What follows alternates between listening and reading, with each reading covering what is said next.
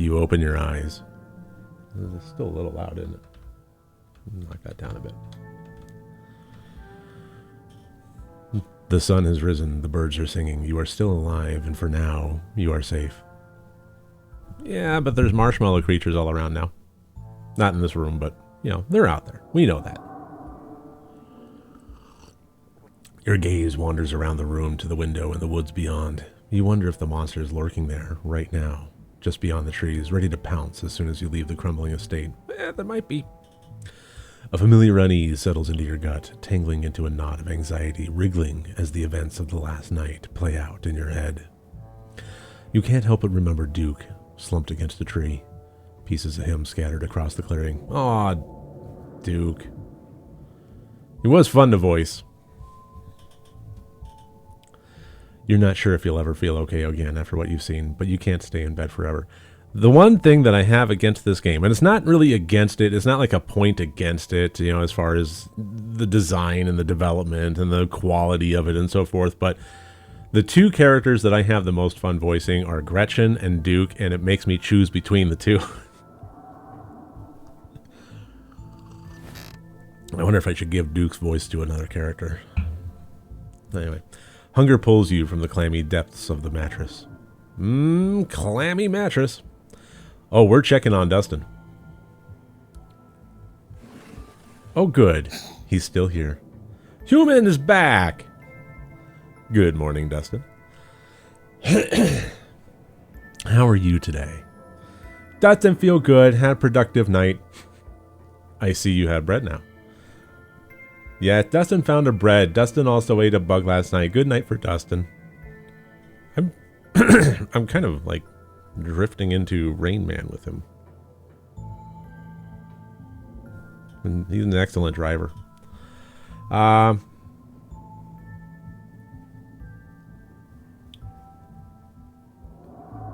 Yeah, let's let's tug on Dustin's sleeve and borrow his ear for a second. Let's use Dustin as a sounding board. I need to get something off my chest, Dustin. You're the only one that understands me. You can always talk to Dustin. You know, be more like Dustin. Let's learn a lesson from Dustin. Dustin is the aspirational.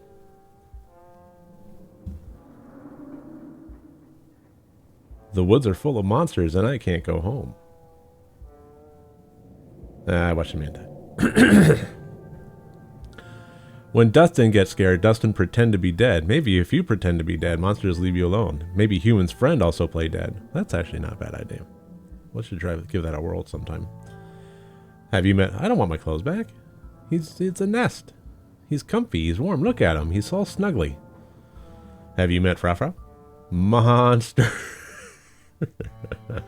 It was nice to catch up, Dustin. I'll see you around. Okay. God, I love Dustin. Looking forward to meeting Dustin's mom, too. Let's poke around the closet. The doll didn't move during the night. Yet. Maybe it isn't haunted after all, though after everything you went through yesterday, that's hardly a consolation. Let's look out the window. For a second, you thought you saw movement. It could have been an animal. It could have been something else. Whatever it was, it's gone now. Maybe you'll head out there and investigate after you've finished waking up. Let's text Stella.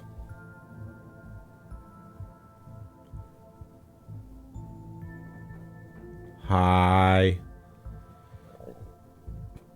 Get dressed and head down to the kitchen. Time to start your day.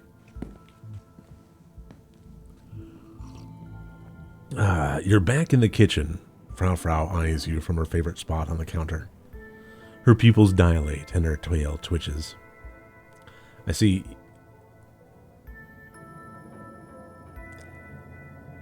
It's 5:11 in the morning. I'm like, there's some voices that I can like just switch over to. I can switch over to Duke real quick. The old like feminine French thing is not one of them. Like No, I can't do it. I see. I almost went into Gretchen there. I see you are still here. How unfortunate.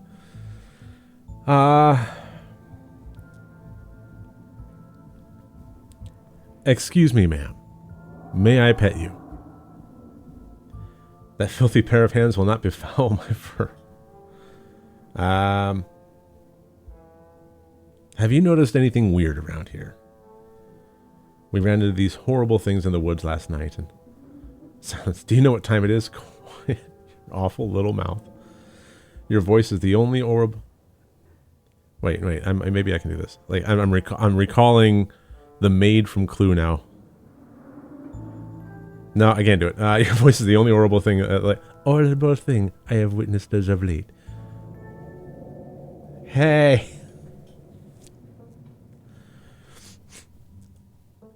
Did you know the police called me this morning? You've only been here one day and you've already had a run-in with the cops. Trying to be nice. Trying to be nice. Woosah. Trying to be nice.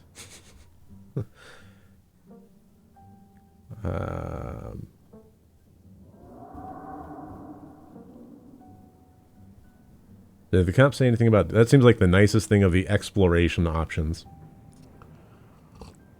Did they find the body? Body? They didn't say anything about a body, but apparently he never went home last night. That's because he's dead. And they had quite a few questions about you, Hamperbutt. And before you asked, don't worry, I told them you're an upstanding citizen. Thanks for having my back. Sure, what else is family for? That smile. Let's see. The other exploration things seem a little adversarial, confrontational. Let's see. Can I hang out with you? Let's be friendly. At the mines? No.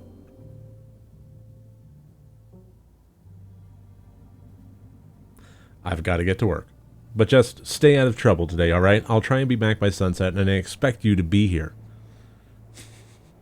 I don't want to hear complaints. Just do what I ask, and we won't have any more problems. Tabitha takes a few steps towards the door. Sunset. God help me, I'm trying.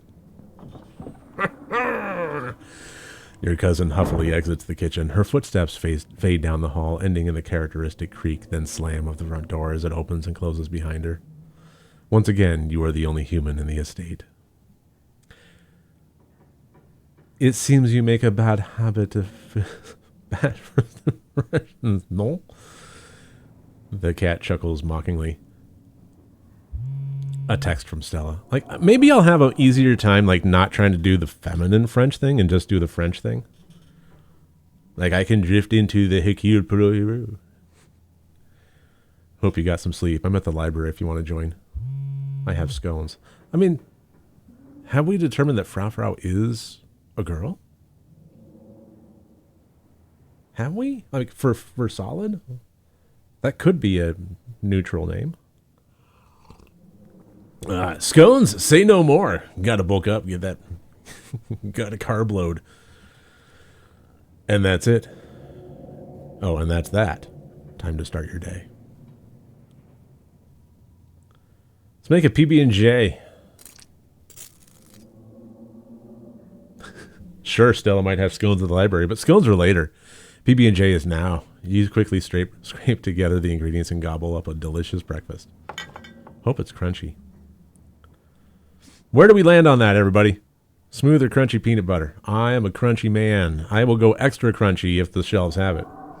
There will be sometimes that I will get peanut halves, shelled peanut halves, and sprinkle them on top. I like the crunch.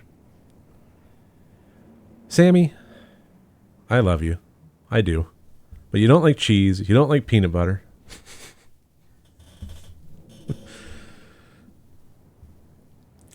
Investigate the garden. As your eyes wander to the garden door, you shudder, remembering the brief glimpse of something you saw from your upstairs window. It was probably just a raccoon, but the uncertainty of what you saw gnaws at you and compels you to investigate, if only to prove that it was nothing. I don't think it was nothing. At the very least, you don't see anything now. Investigate further. I don't see the ditchlings yet.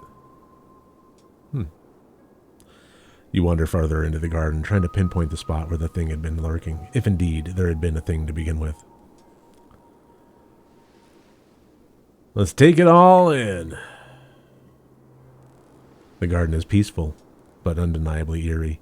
Here, more than anywhere else, you're surrounded by the ghost of what this place used to be. A greenhouse sits in the midst of the overwhelming greenery, unreachable from years of neglect, its glass clouded and cracked. Statues reach out from within seas of weeds as if begging to be rescued. I would love a greenhouse. Like, not necessarily an elaborate thing, but I would love to have a greenhouse. It's something that I can kind of like keep the plants away from, frost. Because sometimes, especially like this time of year, you'll just get an unexpected frost. The temperature will dip and it's unpredictable. It's a pain in the ass. I would love a greenhouse. And most strikingly, behind a pair of rusted metal gates at the peak of the mountain sits a graveyard. You can just make out a few of the headstones, the Scarlet name carved deep and proud into their faces. You notice what a good view someone would have of your window if they stood right where you're standing. Oh, right now. Let's check the ground for clues. You crouch down, pushing aside the greenery to examine the soft earth. Hey, Wayne. A boot print. A big boot print. And what looks like some kind of viscera. Your thoughts turn to the specter from the night before. You snap a quick photo just in case it comes in handy later. You know what? Let's text it to Stella. She loves shit like this. Look what I found in the garden across my window. No way that's Tabitha's. That viscera? That's too big to be Tabitha's viscera. You head back inside. Time to figure out what to do with the rest of your day. Let's head to town. We've exhausted all other options. The walk back to town is much less pleasant today than it was yesterday, when you didn't yet know that the woods were full of monsters and strange men who know your name. You stare anxiously into the darkness between the trees, searching for any signs of movement, but the woods are still, at least for now. The autumn-tinged mountains, sprawling for miles in every direction, now feels less like beautiful scenery and more like the walls of a cage. Your phone buzzes in your pocket.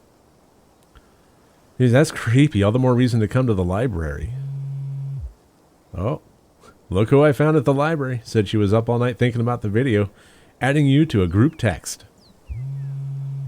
I'm only here because it's quieter than the store, or was, and I'm trying to figure out what animal that could be. I don't buy into this harbinger of doom stuff. I love you, Sammy. We know what animals they are. They're ditchlings, and they are harbingers of doom. Sounds like they're having fun. Dang, I need those scones. Bert. Almost back to town. You make it back to town in one piece. No creatures jumped out at you. No scary men blocked your path. Yet. The sight of other people is comforting, helping you forget the things you've witnessed as if they happened to someone else. Hey, Hamper Butt. Hey, Avery. We were just talking about you. I stopped by Sybil's to pick up her new tea blend, and, well, you're the biggest thing to come into town since the coal mine. Folks have been absolutely buzzing about you. I do love making people buzz. You went out with Stella last night, right? Did something happen out there? She barely even waved when she walked by. Let's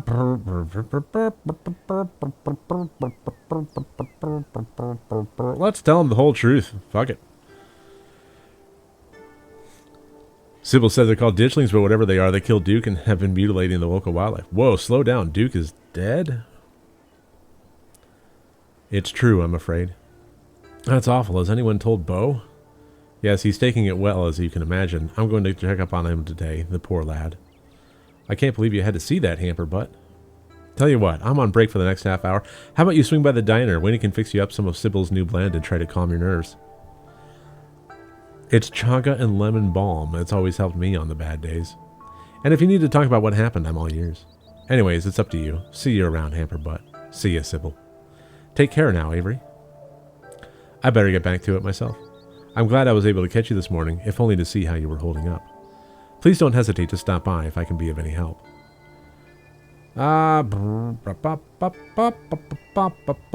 Thanks.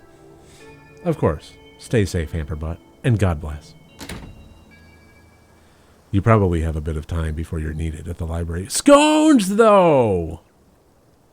Scones. Let's go to the diner.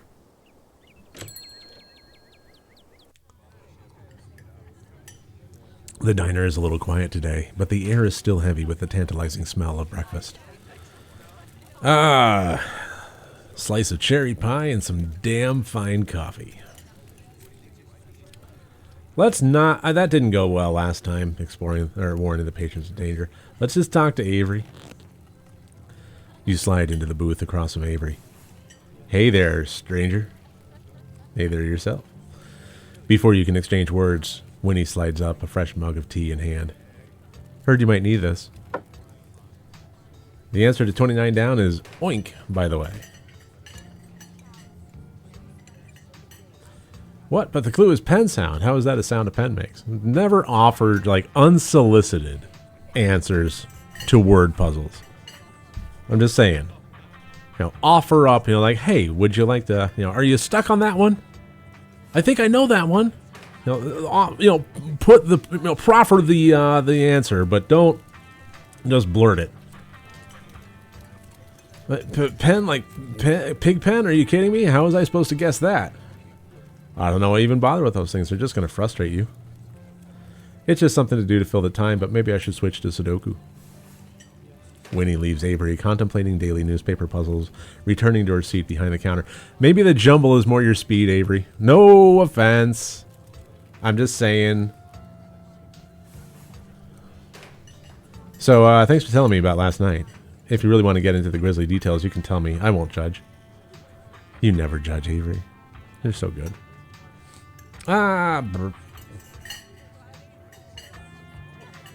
Well, tell him. You spill the beans. Glad to have someone to talk to about the horrors you've witnessed. I don't know if I've really, in past playthroughs, really kind of explored the Avery thing to a huge degree. Wow, that is some heavy stuff. No wonder Stella seems distant. Like, I don't think, but maybe Avery could, like, join us on some of these things. Like, snag them, rope them in. Monsters in the woods. I may not have lived here long, but I've never heard of anything like that happening around these parts. I can't say I like the thought of it. Now that I think about it, when the cops came in for their morning coffee, they mentioned something about going out to the woods to look for someone. It must have been Duke. They seemed so disconnected from it, I figured it couldn't be very serious, but wow. Let's remain silent on that one. I'm not going to lie, the worst I've seen them have to deal with are property disputes. I'd be surprised if the cops here actually knew what to do in a real emergency. Powerful. I'm not going to let anything happen to you or this town. That's right. These guns are locked and loaded. Thanks, Hamper Butt. I'm not typically one to get worried, but that's especially true with someone like you around. Aw, man, it looks like my shift is starting. I hope you're doing a bit better. I'm going to keep my ears open for you. Keep your heart open too, Avery. The diner is where everyone comes to gossip, so I hear a lot about what goes on around here. I'll let you know if anyone mentions those monsters or anything strange or unusual. Avery slips out of the booth, giving a friendly half wave before disappearing into the back. You leave the diner, ready to continue your day. Let's go to the general store. This is your first time seeing the general store in the light of day. A young man sits at the table by the register, too preoccupied with his phone to care that you stepped in.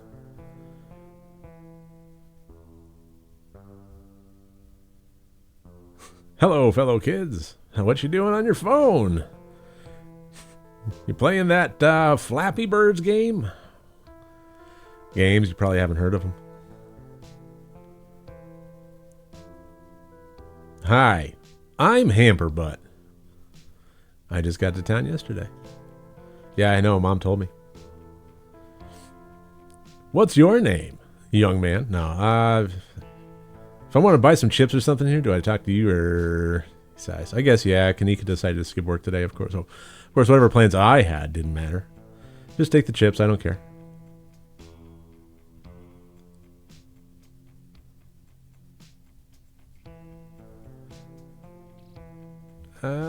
I'm paying for my chips. I insist. I'm not ringing you up. Take them or leave them. I'm good. I'm good. Have it your way. He's not going to respond well to that. What's her name? Yeah, you're done here. Sullen teenagers. Pfft. Let's head to the library. You enter the former town hall. What once must have been a stately foyer has since been converted into rows of shelves.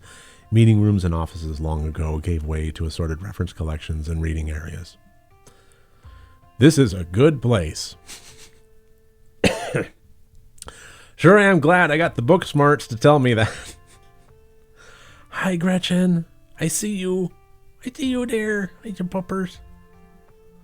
Oh, hey, you made it. Settle in with Stella and Kanika. Shush, Stella. Shh, library. Let's just settle in. You made it. Glad you could join us. I agree wholeheartedly with Stella. I am elated that you're back. I'm doing better about reading the name tags before talking at this point. Did you send my regards to that foul feline?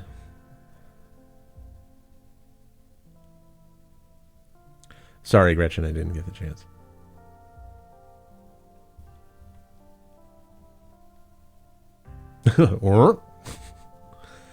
A slight misfortune, but entirely washed away by the joy of your renewed company. Did you just try and talk to Gretchen about Tabitha's cat? It's not the first time. They talked to Gretchen yesterday and said some wildly insightful stuff. If I didn't know any better, I'd say they can actually talk to animals. Look, I love Gretchen so much. Look at that face. Just smush it. Just want to smush the face. One paranormal mystery at a time, please. It's not paranormal. It's extraordinary. Morning, Hamper Butt. You look tired. My goodness, whatever happened to common decency? You can't go around telling someone that they look unwell. You look marvelous, Hamper Butt. What a lady. What a gal. Snitch on the guy from the general store? Oh, let's not do that. No. Besides, nothing even really happened. I mean, could have, but didn't. Yeah, the estate isn't the easiest place to get a good 8 hours. It was hard to fall asleep. I'll sleep when I'm dead. I'm pretty amped up, actually. I've never done Scooby-Doo before. Yeah, that works. Scooby-Doo. Some creepy old guy with a real estate scheme and a bad costume was at least a little more believable than monsters and curses.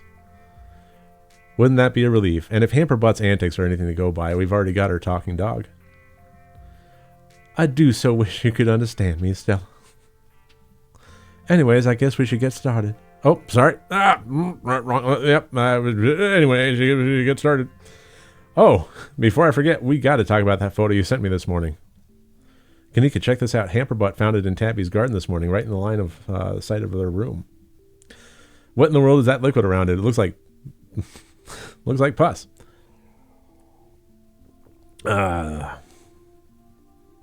The opossum that lives in my dresser says that 2 people live at the estate. Seriously, what is even the point of playing this game if you're not going to have the talk to animal trait? It's just so much fun. It just unlocks so much stuff.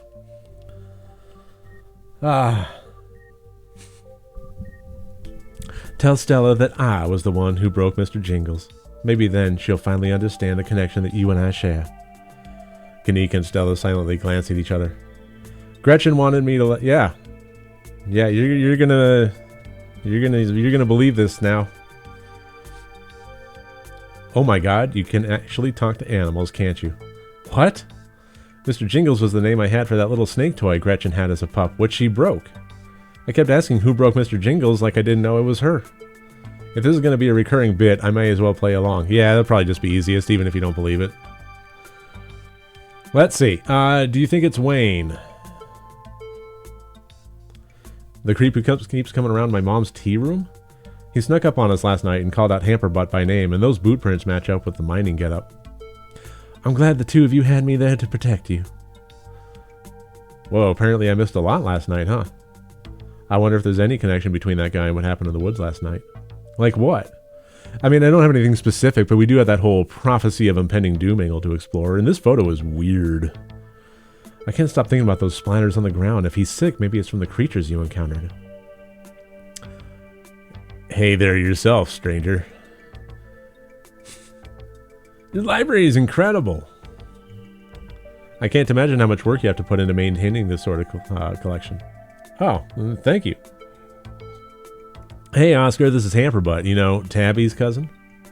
Oh, I should have known you were a Scarlet. You look so much like Vivian. Not that I knew her very well. I was still a little kid when she left. But that Scarlet resemblance, it's strong. Scarlet's been keeping it in the family for generations. Oscar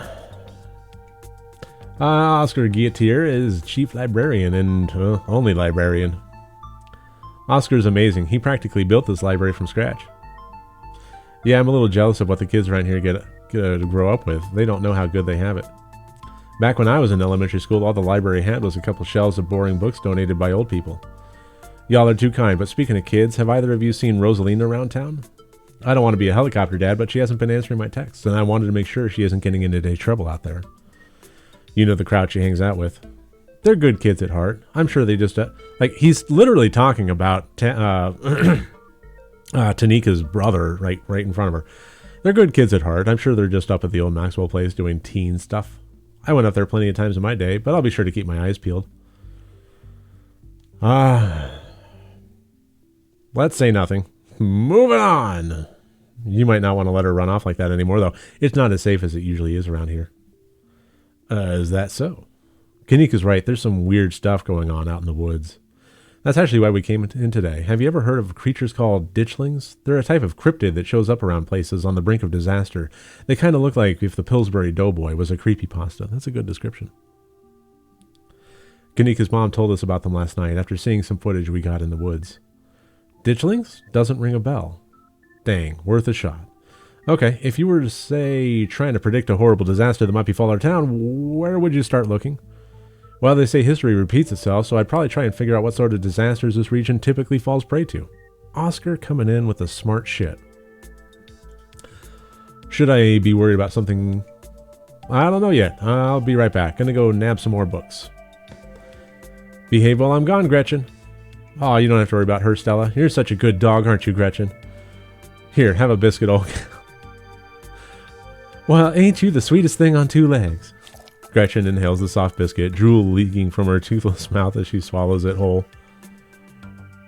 Is there anything more, pathetically adorable in the entire world than an elderly dog that's lost a lot of its teeth and its tongue just...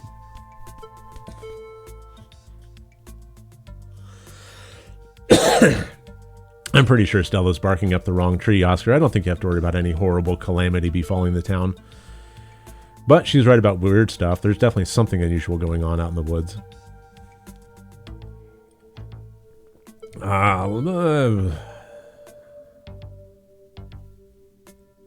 Remaining silent. I'm going to try calling Rosalina again. I'm sure she's fine, really. Rosalina's a smart kid. She knows better than to go around getting into trouble, and we'll make sure to keep her eyes peeled. Thanks, Kanika. And Hamperbutt, if you see a 13-year-old girl with black braid and glasses, would you let her know her dad is worried about her? Oscar anxiously wanders off, phone in hand. Got him. Just grabbed a whole mess of local history books. Stella sets a massive pile of books onto the table and pulls up a chair. All right. This is going to be so much faster with the two of you here to help out. Got our snacks, got our source documents. Let's get this research party started. Reading awaits. All right. Now, I'm just going to preface this saying I know this is a little bit dry in this particular area.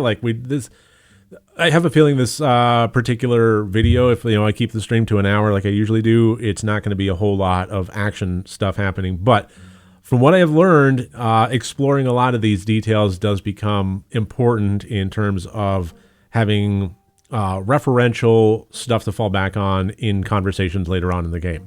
So I'm going to go through all the options, and I apologize if this seems dry, but it's just the best way to go through a playthrough. All right, Booksmart. Explore. Flip through the historical buildings of Scarlet Hollow. Just the thought of reading a book like this would probably put most people to sleep. But you've got a mystery to solve, and to solve it, you need to know everything there is to know about this town, which is exactly what I just, pretty much just warned you about. So the game's backing me up here. Let's explore the Scarlet Estate. The Scarlet Estate, inarguably the most striking piece of architecture in Scarlet Hollow, and the most elaborate and elegant estate in the region prior to the construction of the Biltmore in 1895. Andrew Jackson Scarlet chose the location to be atop a hill in Scarlet Hollow's geographic center so that it might be seen from the town below. It remains a constant reminder of the family who carved Scarlet Hollow from the wilderness and provided wealth and prosperity to its residents. The Hiram Scarlet Memorial Hospital. Have we visited the hospital? It sounds familiar, but maybe I'm mixing it up with a different game. I don't know if we have. First used as a field hospital during the Civil War, it was named for Silas Scarlet's eldest son, who perished in the bloody conflict. It still stands at the end of what is now the residential district of Scarlet Hollow and has served the health of the community for over 100 years. In the late 1800s, as the town prospered from a coal boom, additions were built onto the house, and it was opened as a change of air clinic, bringing in prestigious clientele from around the world.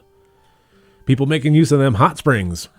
They believed the fresh mountain air would do them well, and Scarlet Hollow became a tourist destination for patients of all afflictions. Got to cure the consumption! The clinic still operates to this day as a doctor's office and stands as a building of cultural significance. Let's take a look at the coal mines. The original mining facility is no longer standing, having been destroyed in the collapse of 1918. Though the new facility, outfitted with all the cutting-edge technologies of the industry, is in itself a fine example of practical construction.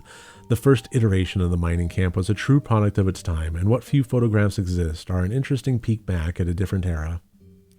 One can still visit the site of the original Scarlet coal mine, though all that remains are a few abandoned tunnels closed off to the public. Yep. The Tremaine Homestead. Situated on the edge of Scarlet Hollow's farmland, the Tremaine Homestead was one of the earliest settlements in Scarlet Hollow, predating even the town's famous coal mines. For many decades, the Tremaine family maintained the largest farm in Scarlet Hollow, but a break in the family led them to split the land in two, and the homestead along with it. Despite the many changes made to the two halves of the Tremaine homestead in the subsequent decades, the original long structures are still visible and maintained to this day. They are undoubtedly the oldest buildings left standing in Scarlet Hollow. I would think that the Scarlet Manor would be the oldest, but... Yeah. The Scarlet Hollow First Baptist Church. Oh, I'm just remembering the creepy pastor guy. We're going to be seeing him eventually. One of the first buildings constructed by the Scarlet family, the Scarlet Hollow First Baptist Church, still sits on its original foundation, though the building was reconstructed to accommodate the influx of citizens during the Scarlet Hollow coal boom of the late 1800s. Attendance has dwindled since the infamous mine collapse of 1918, and while the building may have fallen into disrepair, its simple vaulted ceilings still evoke awe to any who enter. Town Hall, the building we're sitting in. Silas Scarlet personally funded the town hall's construction as the first municipal building in the then small community of Scarlet Hollow. It has stood at the end of Main Street since before the Civil War, its white-columned edifice withstanding the ravages of the 1860s and continuing to stand to this day, a stunning piece of antebellum architecture. After the town of Scarlet Hollow switched to a dog-mayor system of governance in the late 1920s, the building has been put to different use. Sorry, the dog-mayor thing kills me. Though the upstairs still house the town archives and the special ceremonial office for events with the mayor. So the mayor of Scarlet Hollow is a dog. You're done. Which is really the only reasonable reaction to that statement. So the mayor Scarlet Hollow is a dog. You're done here. You close the book and put it back. Fuck off. You just squishy the face of it. Always scratching. I wish I had the dog biscuit. Oh my god. Okay. Flip through the veins of Scarlet, the history of Scarlet Hollow coal mines. Forced into retirement at age 50 due to a war injury from his time in the Indian Wars, exasperated by a short stint serving as a captain in the Confederacy, Silas Scarlet also lost his two eldest sons to that bloodiest of wars, leaving his third eldest son, Andrew Jackson Scarlet, to take charge of the mine. Under his leadership, the mine prospered, undoubtedly in part due to the growth of the railroad industry. Managed to evade the coal union for decades, making them one of the most profitable mines in the country. Andrew Scarlet built the surrounding town into what it is today, with expensive stone buildings, a bustling main street, and overseeing it all, the elegant Scarlet Estate that was, until 1895, the largest and finest feat of architecture in the region. Culminating in the tragic collapse of 1918, it was found that Charles Shaw, the co-manager of the mine, had loosened security measures to increase production during World War I, resulting in a fatal collapse and the deaths of over 160 men and boys, some as young as 10. The casualties include Andrew Jackson Scarlet's son Theodore, his brother Enoch V. Scarlet, Enoch the Fifth Scarlet, Enoch V. Scarlet, who had taken over for their aging father during the bustle of the war, managed to pull the mine from the brink of ruin, thereby saving the town. So this is how your family made its fortune. Flip through Silas Scarlet, soldier, woodsman, leader.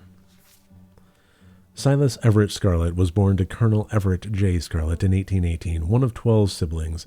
He grew up in eastern North Carolina during a tumultuous time in the state's history, and not much is known about his life before he joined the Army in 1836. He quickly rose through the ranks, in part due to his father's connections, but also due to a particular ruthlessness for which he received the nickname Bloody Silas Scarlet. Just taking a quick glance to see how many viewers I still have on this stream. The federal government granted the now Captain Silas a tract of bounty land in exchange for his service in the Indian War, and he settled into the hills of North Carolina in 1841. The land would become Scarlet Hollow. But it started as a simple log cabin. It was built by Silas's own two hands, occupied by his family of 10, Silas, his wife Mary Joseph Scarlet, and their 8 children. Logging business brought many workers and fellow landowners to the hills, but it wasn't until Silas discovered rich seams of coal running underneath the entire region that Scarlet Hollow was really put on the map. He saved what he could and brought the surrounding hillside at a great discount, cleverly hiding what he knew about the land's true value. Thus, he had all the resources to found Scarlet Hollow's now famous coal mine. You're finished with this one. Oh, flip through the Appalachian Folk Monsters. A few entries catch your eye. Mothman. Oh, I got a lot of book smarts. Oh, wow. Book smart trait gives me a lot more to read. A sip of coffee here. The Mothman is a large flying creature generally described as a humanoid with glowing red eyes. It was first spotted by a couple in West Virginia in the mid-1960s and was encountered in the region several more times in the following years. The Silver Bridge collapse of 1967 has been linked to a series of Mothman sightings, and it's said the presence of the creature served as some sort of omen or was a catalyst that led to the disaster. This has since become an important aspect of Mothman, with sightings of this cryptid often taken as a sign that some great misfortune is soon to follow. Jersey Devil. Though the Pine Barrens, a place where the creature is said to have been born, are far from the Appalachian Mountains, sightings of the Jersey Devil have been documented all throughout the forests of eastern United States. According to popular legend, the Jersey Devil was born to a woman named Jane Leeds. Leeds, upon realizing she was pregnant with her 13th child and daunted by the task of giving birth yet again, cursed the child in her womb, proclaiming it would be the devil itself. That seems like a bad idea generally. Like, beyond supernatural, it just seems like a bad idea. Though born as a normal child, it quickly transformed, gaining a goat or a horse's head, large bat wings, and a forked devil's tail, kicking at the family and lashing out with its tail. It flew up the chimney and out into the night, disappearing into the Pine Barrens. I'm now drawing a parallel. This sounds like somebody that we know. The Jersey Devil is one of the oldest cryptids in North American history, with sightings spanning back through the 1800s all the way to the origin of the myth in the late 1700s. It's said to move with incredible speed and is recognizable by its high-pitched, blood-curdling scream. Ginseng babies, roots to set the scream. Let's look at them ginseng babies. It's safe to say life was hard in the South after the Civil War. That's true. The land and its people had been ravaged by conflict, and many turned to unusual industries to get by.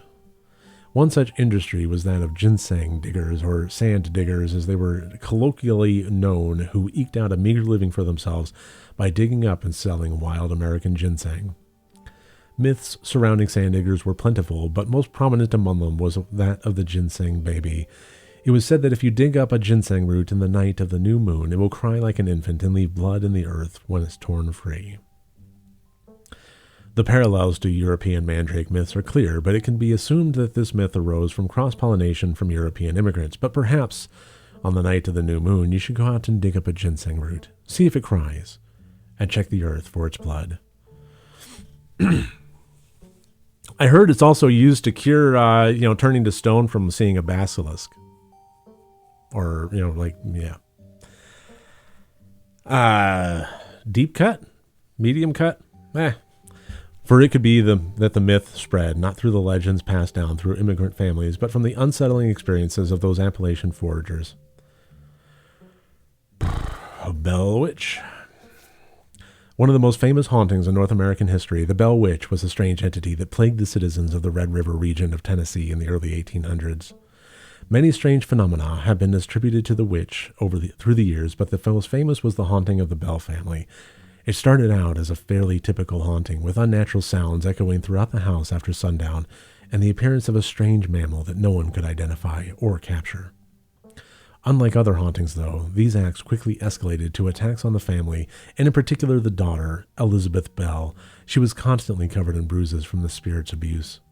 The spirit could frequently be heard speaking through the walls, its disembodied voice mocking the family and any visitors, and it eventually escalated to giving full-blown hallucinations to those dwelling in the Bell house. That also sounds familiar.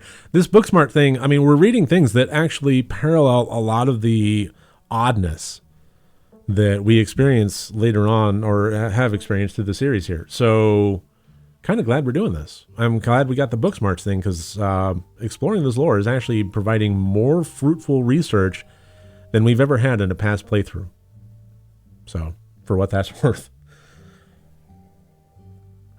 Though this haunting ended in the early 1800s, its activity continued in the region for many decades, which makes me wonder if we're going to have stronger knowledge-based ammunition for the challenges ahead. It could be that the entity known as the Bell Witch may still dwell in the Red River region to this day. Red River region. Hopkinsville Goblins. The Hopkinsville Goblins case was a supposed close encounter with extraterrestrials in the 1950s near Hopkinsville, Kentucky. During the incident, 5 adults and 7 children arrived at the local police station, claiming that a group of small chrome creatures had besieged their farmhouse for hours. When police arrived on the scene, they found bullet holes and spent shells, but little else in the way of evidence. Skeptics suggest the family had simply misidentified a group of great horned owls. Even so, the incident remains one of the most thoroughly corroborated and documented cases of extraterrestrial contact. Well, 1, 2, 3, 3 more. 3 more. And we're done with the Booksmarts ones. Often linked to Cherokee legends, some cite the Wampus Cat as originating with the story of a woman who sought vengeance against a monstrous cat demon for driving her husband mad. She hunted it down and by wearing a bobcat mask, tricked it into using its own vile magic on itself, freeing the people of their region from its evil. Others say the creature comes from the story of a woman who wore the pelt of a wild cat to witness forbidden hunting rites. The hunters of her village gathered to perform the rites, and she watched in secret from underneath the cat's pelt, but was soon discovered. Meow. From her indiscretion, she was fused with the pelt and transformed into a creature that was neither human nor cat, forced to wander the wilderness alone, feared by all. Her calls are those of great sadness and serve as a warning to anyone who dares go against tradition. Tommyknockers. Tommyknockers originated in Cornish mythology, spreading to the United States when Cornish immigrants began working in Appalachian mines. They're named for the knocking that can be heard from seemingly within the walls before a cave-in. According to some, the knocking served as a benevolent warning. Others believe that the creatures take stolen hammers to the supports of mines and collapse them on whoever is unfortunate enough to still be inside. They are traditionally thought to be impish, leprechaun-like beings, but some claim they are the spirits of dead miners forever cursed to haunt their final resting place. And Tally-po. There was a hunter who lived in a tiny cabin in the middle of the woods, all alone with his hunting dog. One night, after a particularly bad week of hunting, both their stomachs empty, the hunter spied something out of the corner of his eye. Some small creature had gotten into the cabin through a hole, and before he could even figure out what it was, he'd drawn his gun and fired at the thing, his hunger guiding his actions. But it was quick and ran back through its hidey hole and out of sight, leaving only its long black tail shot off by the hunter's rifle. "Guess this'll have to do," he said to his dog, and threw the tail into a pot to cook a soup. He and his dog ate well that night, the tail filling both of them up. The hunter crawled into his bed, satisfied, and the dog curled up at his feet. He woke up to the sound of long nails scribbling across wood. His dog was nowhere in sight, only a rumpled spot on the covers where he'd been, and in the gloom he saw two big yellow eyes staring right at him. "I want my Tally-po," a high, hoarse voice croaked from the darkness. My God, this is too much reading. "Go away," he screamed at the thing. But it stepped closer to him, still shrouded in darkness, the sound of long claws dragging across hardwood, accompanying its movements. "I want my Tally-po," the creature growled again. "I'll get my dog after you," the hunter squeaked, his voice catching in his throat with fear, but there was no dog to be seen. "I want my Tally-po!" Before the hunter could so much as scream, the creature leapt from the darkness, long claws stretched out towards the hunter. No one is sure what the creature did to him that night, but the next morning, all that remained of the hunter, his dog, and his cabin was a chimney standing alone in the woods. "You're done here." You close the book and put it back. "I think I'm all done. Let's check in."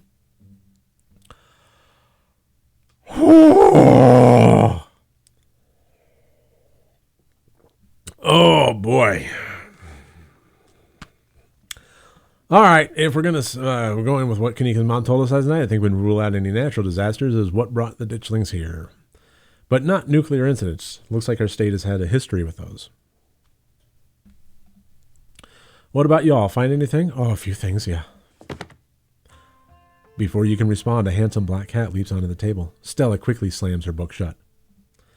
"Oh, hey, Pixel." You might want to close your book. He loves to rip up any paper he can find. I forgot about Pixel.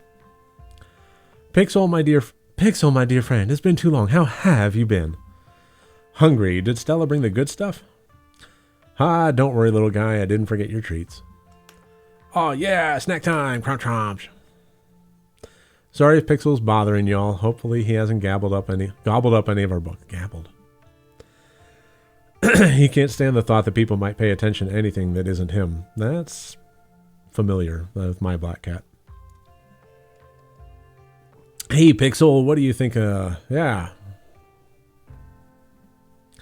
I'm an indoor cat. I have not thought about what voice to give Pixel. We don't really see Pixel a whole lot, so I'm just going to do a normal voice. I'm an indoor cat. I don't know nothing about no woods. I just hang out in the library, especially now that our house got haunted. Pixel says your house is haunted. What's up with that? How did you know? Hamperbutt is either psychic or they can talk to animals. It's a long story. Just roll with it. I've been living in the library for a little bit. It's been great. Way more snacks, way more scritches. Except sometimes there's too much scritches. Hold up, what kind of haunting are we talking about here? Unexplained noises, objects appearing in strange and unfamiliar places? Oh, Oscar, don't get her hopes up like that. Oh, nothing like that. Sorry, the floor in my bedroom just keeps seeping blood, and I've seen a strange figure in the hallway a couple of times. Wait, you've seen a full body apparition? Can I see it? Stella, it's probably just a dirty pipe or something. But what if it's a ghost? It's totally a ghost. Let's go bust it. Y'all are more than welcome.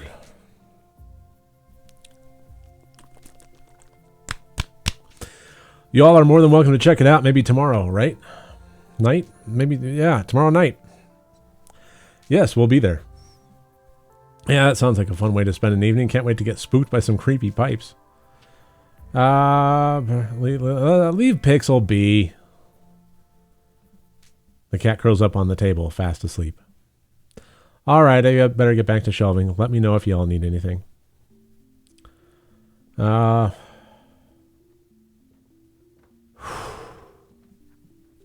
Let's talk about the historical buildings. Why not? Oh my God, you read that? That book was assigned as punishment if we misbehaved in school. Yeah, and I turned it into a Twitch stream, so take that. It's an excellent sleep aid. NyQuil and melatonin have nothing on historical buildings of Scarlet Hollow. Rumor has it nobody has read it from cover to cover. You guys are missing out. That's one of my favorite books. Such rich history. Guess we're just kindred spirits, Hamperbutt. You damn right we are.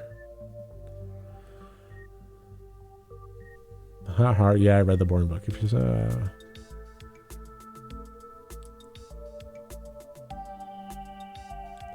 Wow, there's a lot of options here.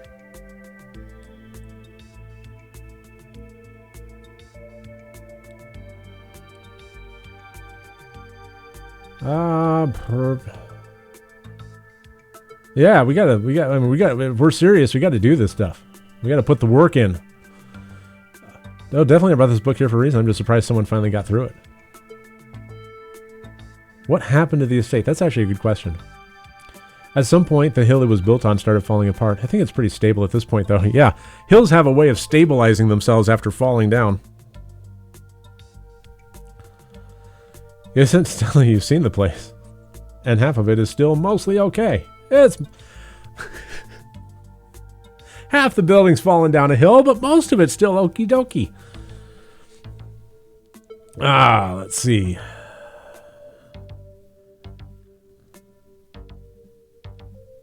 Yeah, I think they've only been around in these parts longer than your family, though the Tremaines and the Callaways now. They literally split their farmhouse in half over that schism.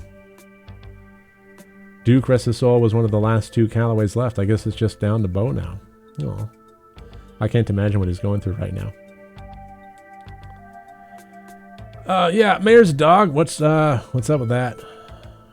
I was hoping it'd be a surprise. Scarlet Hollow hasn't had a human mayor since the 1920s. Yeah, if you were hoping the mayor might be able to help us out here, you're out of luck. I can talk to him. But you're right. Any help from the mayor, I am out of luck, because he's a dick. I'm afraid it's true. Mayor Jimmy is a rascal and not to be trusted. Now hold up, Kanika. Can't Hamperbutt talk to animals? Maybe they can get the mayor to help. It's a nice thought. How would that even work? It's not like we can just tell people the mayor told Hamperbutt to listen to them. I can't believe I'm even talking about this. You're right, though. You're right. Back to our mayorless drawing board. Why don't people go to church here? We've just never really had a good pastor around these parts, not as long as I've been around at least. And I'm not really much of a church person anyway. Who has the time? The building gives off weird vibes too, and not in the fun, haunted way. I'm in the hospital here named after my family. I know it's in the name, but calling it a hospital is generous right now. Oh, I see. Okay, so yeah, we've definitely been there. All right.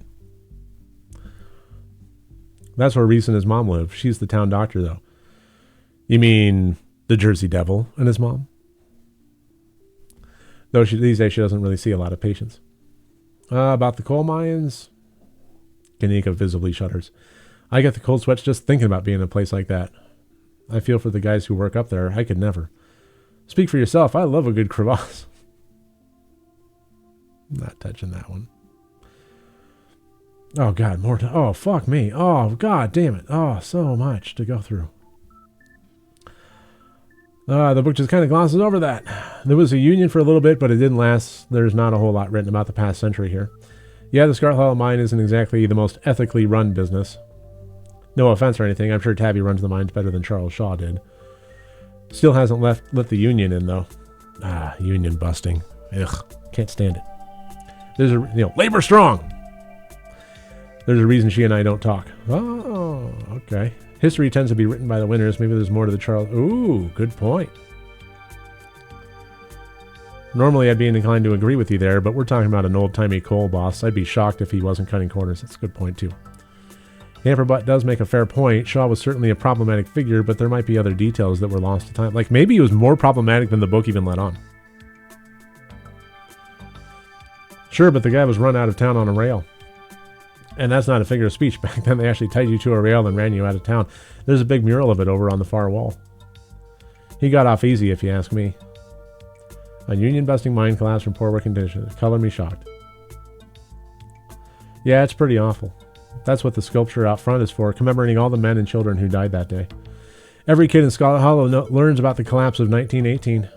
Our teachers love to emphasize how many children they had working down there, probably to try and show us how good we have it or whatever. Low bar, if you ask me. I think it's worth knowing that kind of stuff to know how tragic it is and how detrimental to society it can be to prevent it from happening in the future, because not to be, a harbinger or conspiracy theorist or so on, but it really does seem like there's a lot of labor regulations, including minimum age to work, that is being rolled back or attempted to be rolled back, especially in southern states. So let's learn from history. I'll get off my soapbox now. That could be what the ditchlings are warning us about, another collapse. Writing it down on the list of potential disasters.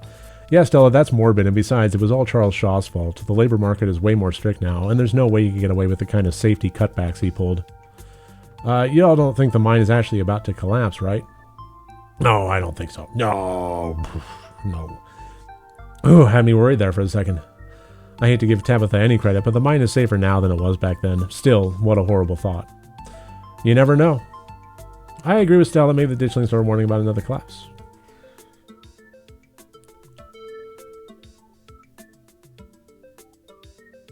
Yeah, let's yeah.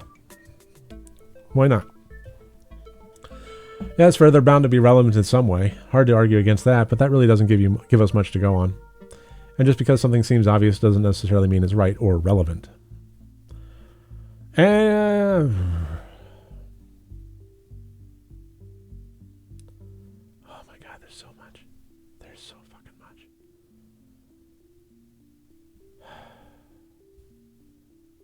Well, let's talk about the Volk monsters.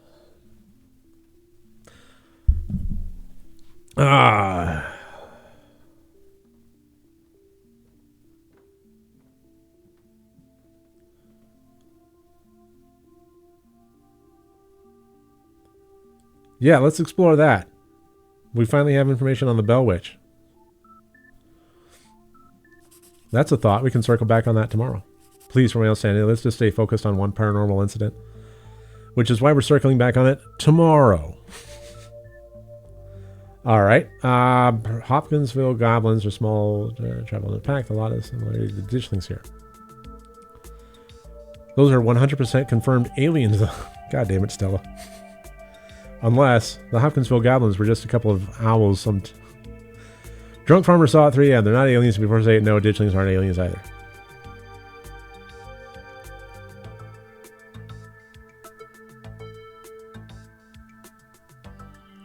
There's a precedent. It's a starting point. Fair enough. Yep. Do you think Wayne is a Tommy knocker? Maybe he's the ghost of a dead miner.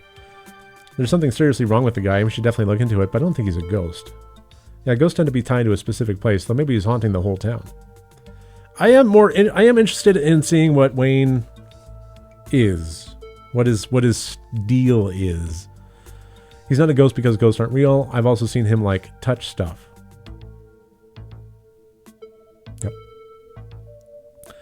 Why is the Jersey Devil even in this book? Let's talk about that a little bit. Pine Barrens is specifically not in Appalachia.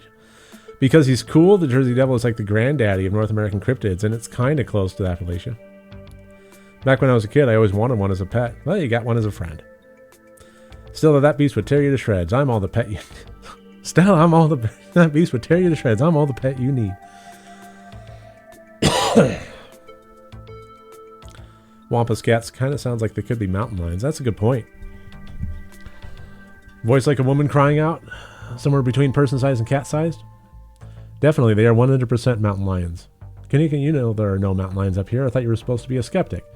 Oh, Stella, one of these days you'll trust us. But the myths are old, right? Mountain lions didn't go extinct in the Appalachians that long ago. The legends just haven't died off yet. Almost every cryptid can be tracked down to either a hoax or someone getting confused about a perfectly normal animal, sometimes both. Bigfoot, for instance, started as a prank. Then folks saw bears walking around on their hind legs and got freaked out, and now here we are.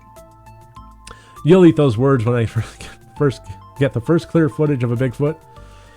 If you manage that, I will print out a piece of paper that says Bigfoot isn't real and literally eat it, I promise. I'm holding you to it.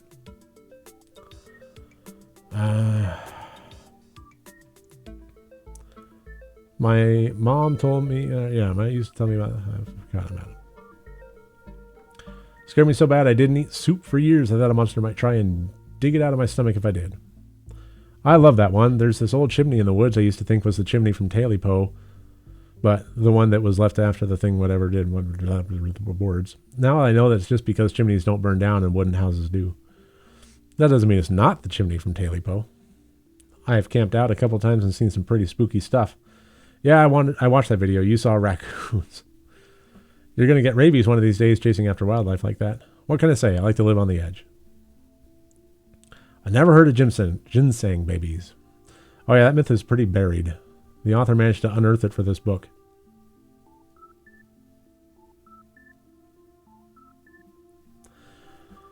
Get it?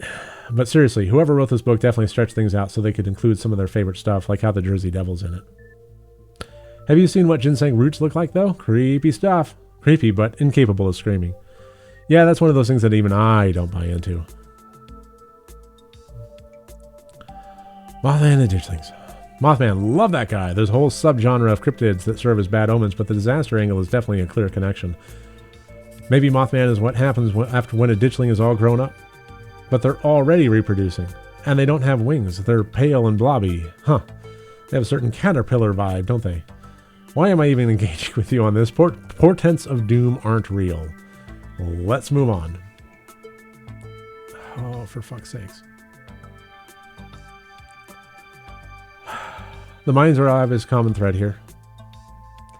Good idea. There's an awful lot of mine-related stuff in my notes. We can poke around, find out if anyone's seen anything weird. Just to clarify, you two are suggesting we go to question some of the miners, right? We are not poking around unprepared in the actual mines, right? Right? Yeah, totally, 100%. We don't have a good reason to go down there. Good, let's keep it that way. You know how I feel about the mines.